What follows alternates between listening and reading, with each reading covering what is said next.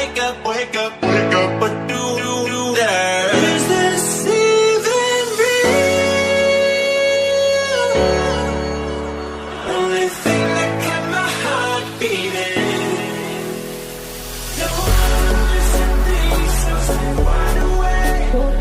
Only come out at night, but we're still looking for a sign. But when I wake up, I can't help but to wonder. Is this even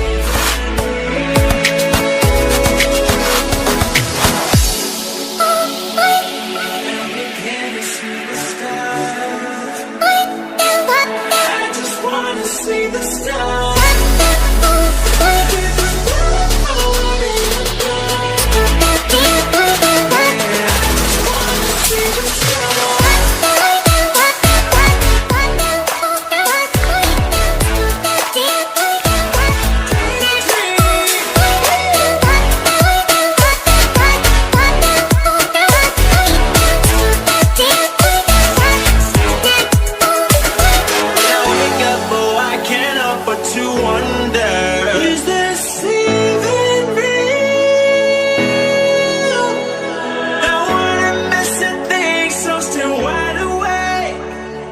Come out at night, but we're still looking for signs. When I